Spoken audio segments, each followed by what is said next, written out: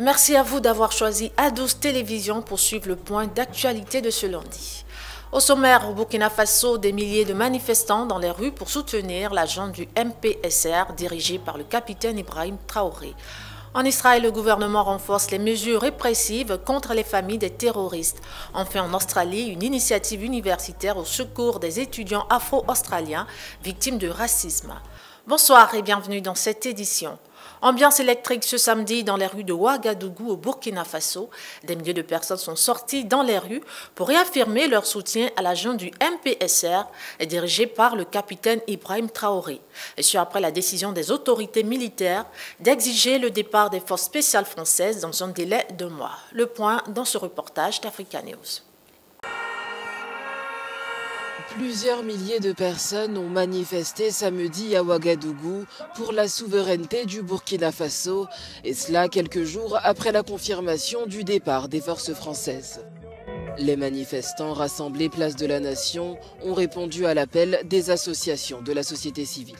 Qu'ils comprennent que l'heure a sonné. Nous avons 18 ans, nous sommes majeurs et vaccinés, nous avons compris qui nous sommes, ce que nous avons et ce que nous pouvons faire.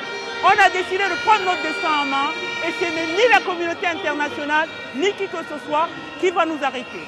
Dans la foule, nombreux sont ceux avec des pancartes sur lesquelles on peut lire des messages hostiles à la France. Plusieurs manifestants ont également exprimé leur soutien au capitaine Ibrahim Traoré et au président malien et guinéen. Les trois présidents, le président malien, le président burkinabé, le général Ibrahim Traoré, maréchal Assimi et le général Mamadi Doumbia, ce sont ces trois dignes fils aujourd'hui qui sont en train de faire la fierté de toute l'Afrique, pas seulement de l'Afrique, mais partout dans le monde entier où le peuple est opprimé.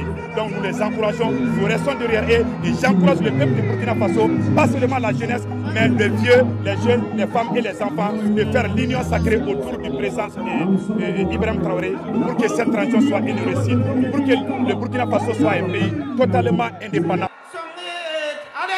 Le 20 janvier, des centaines de manifestants étaient descendus dans ces mêmes rues afin d'exiger le départ de l'ambassadeur de France et le démantèlement de la force militaire française. Et conformément à ce qui était attendu, très peu de Tunisiens se sont déplacés dimanche 29 janvier pour élire un parlement. Le président de l'autorité électorale, Izi Farouk Bouasker, a annoncé un taux de participation provisoire de 11,3% au deuxième tour des législatives. Il était de 8,8% au premier tour. Des bureaux de vote ouverts, des urnes en place, mais très peu de votants. Dès l'ouverture ce dimanche, la participation s'annonçait faible pour ce deuxième tour des législatives en Tunisie. Déjà, le premier tour était marqué par une abstention massive. 90% des électeurs ne s'étaient pas déplacés. Dans la matinée à Tunis, on pouvait quand même croiser des retraités opiniâtres. Je suis venue voter pour exercer mon devoir en tant que citoyenne, pour servir mon pays avec mon vote. On espère voir de bonnes choses à l'avenir. On espère que la situation de notre pays s'améliore. Il faut dire que toute l'opposition s'est retrouvée pour appeler au boycott de ce scrutin et refuser ce qu'elle appelle la dérive dictatoriale du président Kais Saied. Ce scrutin législatif marque la dernière étape des réformes imposées depuis 1 an et demi par le président. Le projet est de limiter la puissance des partis et revenir à un système présidentialiste. Certains Tunisiens veulent y croire. Il faut des changements partout. Il faut des changements positifs vers le meilleur pour l'intérêt des citoyens. Il faut œuvrer pour l'avenir du pays afin de se développer. Pour la plupart des 12 millions de Tunisiens, la préoccupation première est économique. Dans le pays, l'inflation est supérieure à 10% et le pouvoir d'achat en forte baisse. Résultat, la pauvreté s'accroît. On estime que plus de 32 000 personnes ont émigré clandestinement l'année passée. C'est aujourd'hui, lundi 30 janvier, que démarre la visite du pape François en République démocratique du Congo. Le souverain pontife, qui devrait y séjourner jusqu'au vendredi 3 janvier prochain, y débat comme pompier dans un contexte où la situation militaro-politique est fortement dégradée. Beaucoup au Congo espèrent une décrispation des problèmes internes grâce à la médiation du chef de l'Église catholique. Dans l'actualité militaire en Ukraine, 3 personnes ont été tuées dimanche dans une nouvelle série de frappes russes sur Kherson. Des bombardements qui, selon les autorités ukrainiennes, auraient visé exclusivement des infrastructures civiles. La ville portuaire de Kherson a essuyé ce dimanche une série de frappes russes sur plusieurs zones résidentielles. Les autorités parlent de ciblage délibéré et affirment qu'un hôpital et une école ont été touchés. 3 personnes ont été retrouvées mortes, mais le bilan pourrait augmenter dans les prochaines heures. Le président ukrainien a dénoncé ces bombardements dans sa dernière allocution quotidienne. Aujourd'hui, l'armée russe a bombardé atrocement Kherson toute la journée. Des bâtiments résidentiels, diverses installations sociales et de transport, dont un hôpital, un bureau de poste et une gare routière ont été endommagés. 2 femmes, des infirmières, ont été blessées à l'hôpital. À l'heure actuelle, on signale 6 blessés et 3 morts.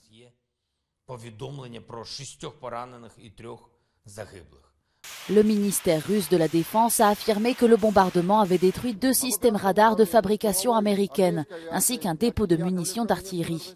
La présidente de la Commission européenne, Ursula von der Leyen, a déclaré que l'Ukraine bénéficiait du soutien inconditionnel de ses alliés et devait l'emporter contre les attaques russes pour défendre les valeurs européennes. Un sujet qui sera au centre des discussions du sommet entre l'Union européenne et l'Ukraine la semaine prochaine. Et la situation qui n'est guère plus réluisante à Bakhmout est toujours dans l'est de l'Ukraine. Cela fait maintenant plusieurs mois que cette localité stratégique du Donbass ploie sous le feu des offensives russes. Les populations restées sur place tentent de s'organiser au mieux pour tenir le coup dans la terreur des combats. Euronews nous fournit plus de détails sur ce qui se passe. Il s'agit de l'épicentre de la guerre. La ville de Bakhmout, dans l'est de l'Ukraine, fait l'objet de combats acharnés depuis plusieurs semaines. Des centaines, voire des milliers d'hommes, russes et ukrainiens, y sont tombés, et la ville est en grande partie détruite. L'approvisionnement en eau et en électricité est impacté par la guerre, et les quelques habitants restants cherchent un peu d'humanité dans le chaos.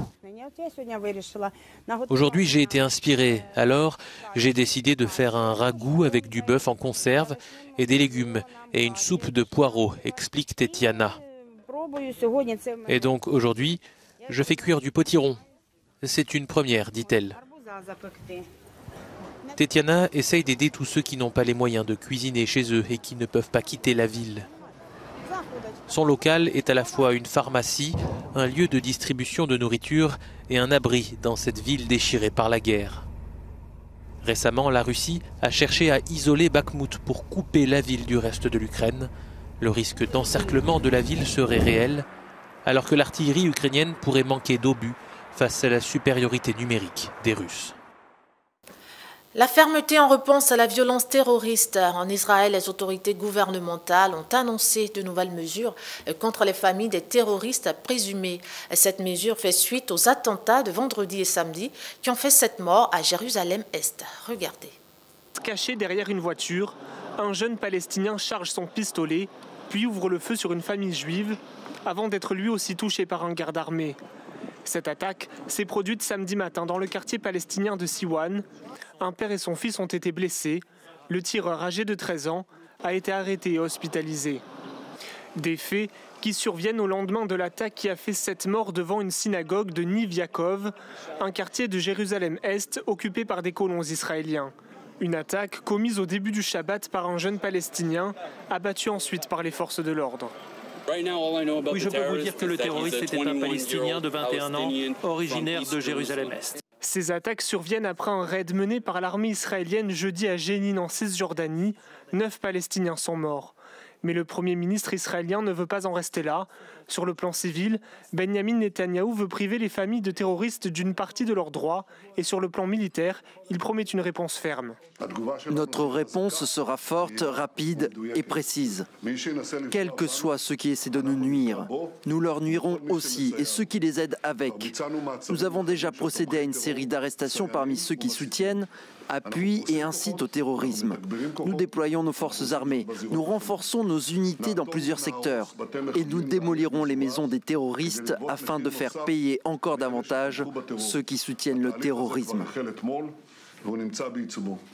Une réponse que certains Israéliens redoutent. Depuis quelques semaines, Benjamin Netanyahou fait face à la défiance d'une partie de sa population. La réforme de la justice voulue par son nouveau gouvernement très à droite suscite des inquiétudes. Samedi soir encore, des Israéliens manifestaient à Tel Aviv, tout en se recueillant pour rendre hommage aux victimes. Nous sommes là pour sauvegarder la démocratie israélienne afin de protéger les citoyens israéliens et palestiniens pour qu'il y ait moins d'attaques terroristes comme cela. Cette escalade de tensions israélo-palestiniennes alerte la communauté internationale. Le secrétaire d'État américain Anthony Blinken est attendu lundi et mardi à Jérusalem puis à Ramallah pour tenter d'apaiser la situation. Et en Australie, la situation des étudiants d'origine africaine victimes de racisme est au cœur des préoccupations d'un groupe de soutien multiculturel. Des récentes études ont permis de démontrer que la plupart d'entre eux se disent victimes de racisme. Grâce à un financement conjoint du Conseil australien pour la recherche et l'Université de l'Australie du Sud, un programme de soutien leur vient en aide. Reportage. En Australie, une enquête menée par un groupe de soutien multiculturel a révélé que la plupart des étudiants afro-australiens ont déjà souffert de discrimination raciale à l'école. Sur une centaine d'étudiants interrogés à Victoria, 91% d'entre eux ont déclaré avoir été victimes de racisme. Je me sentais comme une étrangère. J'étais la seule fille africaine de ma classe et même de mon école. J'avais l'impression de forcer avec les autres pour essayer de trouver ma place. Je me posais plein de questions. Aujourd'hui, des chercheurs d'Australie du Sud tentent de trouver une solution à ce problème afin d'aider les futurs étudiants. Ils souhaitent également sensibiliser les enseignants et le personnel à cette problématique. Ce sera l'une des premières fois où la diaspora africaine pourra être entendue par le département de l'éducation sur ses besoins et ses souhaits. Si l'on ne fait rien, les étudiants vont perdre confiance en eux. Ils vont perdre confiance en cette société à laquelle ils pensaient appartenir. Pour Jeanne Mouyongué, lycéenne en classe de terminale, pour aider les autres à mieux vivre leur scolarité, il est primordial que davantage d'étudiants ayant vécu le racisme se manifestent. Il y aura d'autres étudiants, des étudiants plus jeunes, et nous pouvons faire en sorte qu'ils ne souffrent pas autant que nous. Le projet mené par le docteur Mélanie Bach, qui sera financé avec l'aide du Conseil australien de la recherche et l'Université d'Australie du Sud, offrira une bourse d'études pour le programme. Et voilà des images qui vous apporteront sans doute un peu de lumière. Ce dimanche, des milliers de ressortissants chinois ont défilé dans les rues de Paris à l'occasion de la célébration du Nouvel An chinois.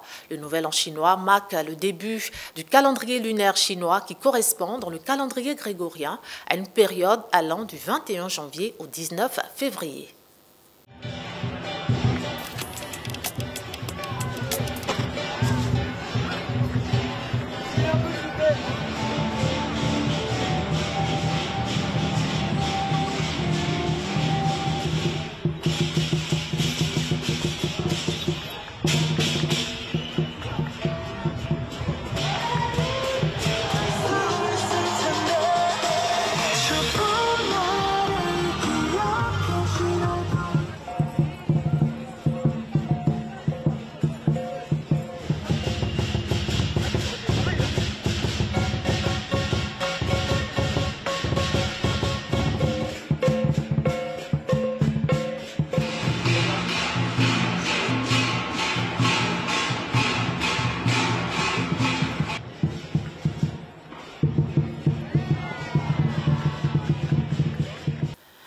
Page santé à présent. En Côte d'Ivoire, la direction de la communication et des relations publiques du ministère de la Santé, de l'hygiène publique et de la couverture maladie universelle de Côte d'Ivoire a procédé ce lundi 30 janvier 2023 au lancement de la campagne de vaccination contre la grippe saisonnière du personnel de santé de 20 régions sanitaires de la Côte d'Ivoire.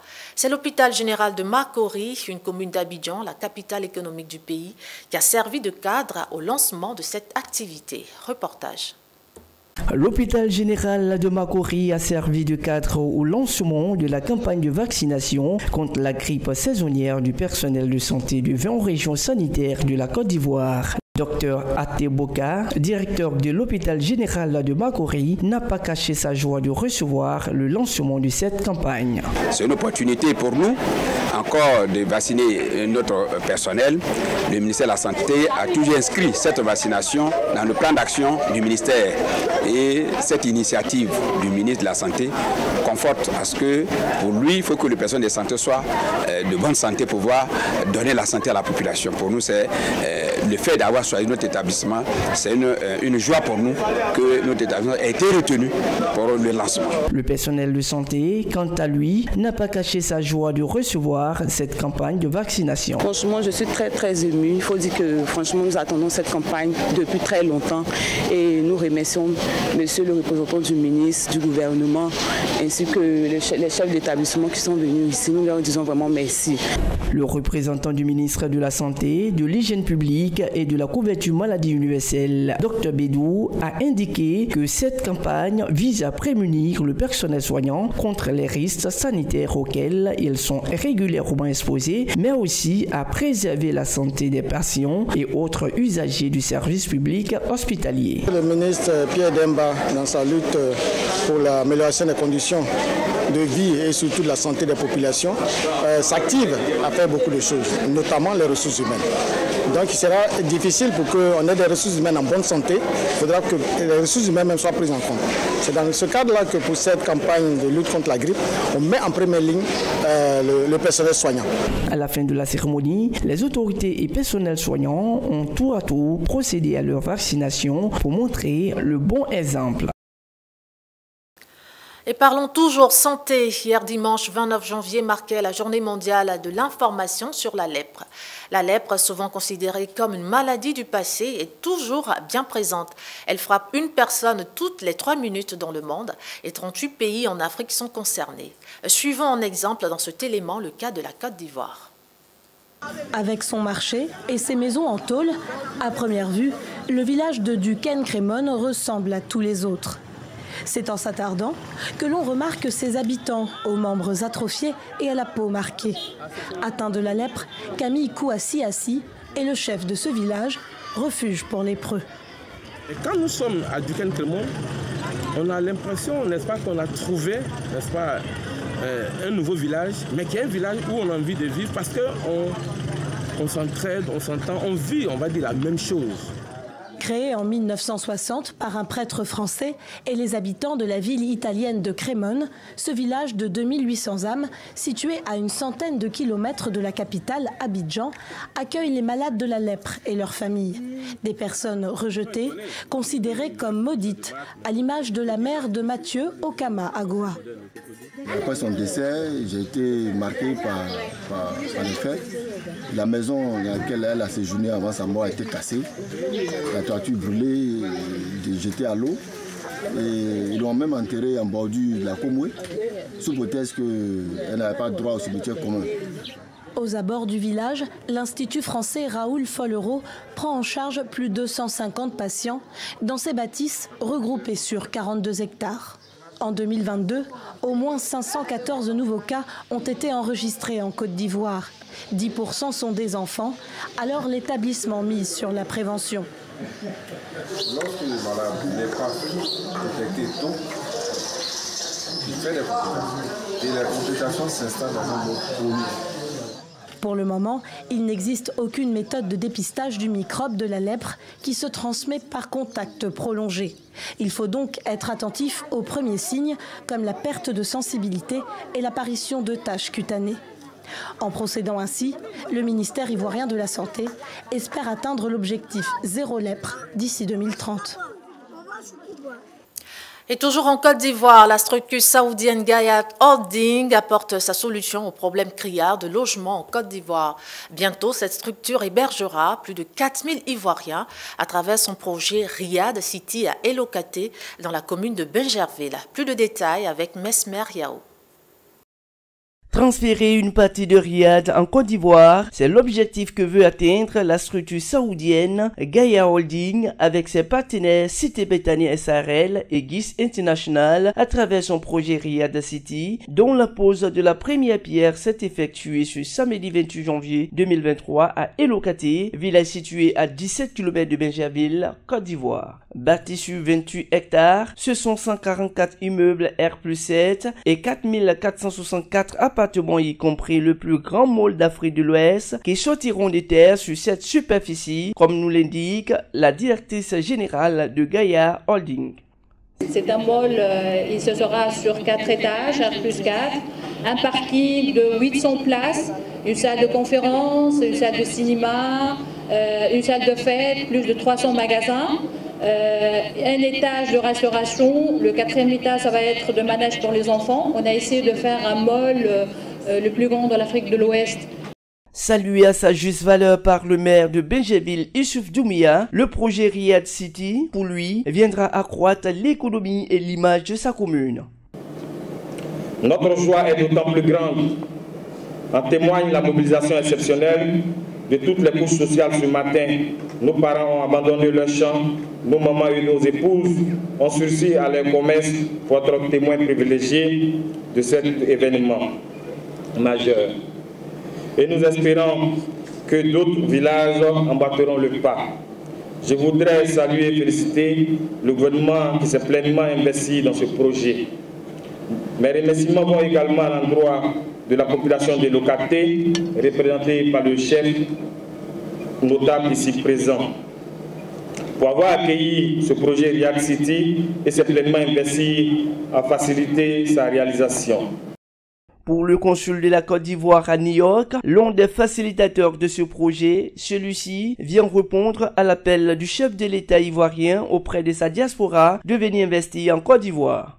Ce projet se situe au cœur des problématiques primordiales des populations, mais aussi des préoccupations essentielles de son Excellence, Monsieur le Président de la République, Alassane Ouattara, qui s'est engagé dès son accession à la magistrature suprême à mettre en œuvre tous les moyens réglementaires, financiers et institutionnels en vue de permettre à chaque Ivoirien, quel que soit son lieu d'habitation et le niveau de ses revenus, de disposer d'un toit décent. En plus de Bingerville et Elokate, plusieurs autres maisons seront construites à Songon, Grand Bassam et bien d'autres villes de la Côte d'Ivoire. Terminons cette édition en culture, les Ghetto Kids. C'est un groupe de danse fondé en 2014 par Daouda Kavouma et composé d'enfants originaires du bidonville de Katoué à Kampala. Ce collectif d'enfants danseurs d'origine ougandaise réalise des chorégraphies énergiques et drôlissimes. Ils sont à Paris et sont invités par le club de foot Paris Saint-Germain. C'est une bande de gamins un peu frigorifiés, un peu fatigués et un peu dissipés. Mais il suffit d'envoyer la musique et leur donner quelques secondes de battement pour qu'ils se mettent en place et se transforment en une troupe de danse professionnelle. Les Ghetto Kids, en français les enfants des ghettos, sont de passage à Paris ce dimanche pour danser sur la pelouse du Parc des Princes avant le coup d'envoi du match PSG-Reims. C'est bien d'être là, mais il fait froid. Oui, on est allé à Disneyland, c'était génial. D'habitude, ils dansent ici, à Katoué, un bidonville de Kampala, la capitale ougandaise, où leur troupe a établi son QG, sous l'impulsion de Daouda Kavouma, un ex-professeur des écoles, lui-même enfant des rues. Ghetto Kids est une ONG que j'ai fondée. Aujourd'hui, il y a 30 enfants, des orphelins, des enfants défavorisés, des enfants des rues de Kampala. Notre objectif est d'utiliser la danse, la musique et le théâtre pour aider ces enfants à accéder à l'éducation, aux soins de santé, au logement et à la nourriture. Tout a commencé en 2014 avec une première vidéo devenue virale. Aujourd'hui, Ghetto Kids est une troupe bien connue. Certains danseurs sont présents depuis le début de l'aventure, d'autres sont recrutés au fil des ans, comme King, 13 ans, et Priscilla, 12 ans. J'ai commencé à danser quand j'avais 5 ans et j'ai rejoint les Ghetto Kids en 2017.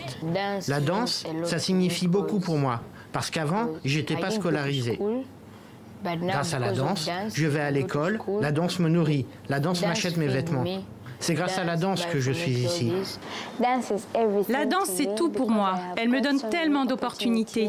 Si vous avez un talent, ne le gaspillez pas. Cela peut vous mener de rien vers quelque chose. Vous pouvez le faire, alors travaillez dur. Et les Ghetto Kids travaillent dur. En l'espace de 9 ans, ils ont acquis une notoriété internationale. Je veux des enfants indépendants qui peuvent se débrouiller par eux-mêmes. Si vous donnez un talent, une éducation à un enfant, il sera capable de réussir dans la vie. À Paris, dimanche soir, les Ghetto Kids ont dansé devant des milliers de spectateurs. Un rêve devenu réalité pour ces enfants ougandais et une façon pour le PSG et son propriétaire, le Qatar, de soigner leur image de marque. Et c'est la fin de ce journal. Merci à vous de l'avoir suivi. Rendez-vous demain pour un autre point d'actualité sur A12 Télévision, la chaîne d'ici et d'ailleurs.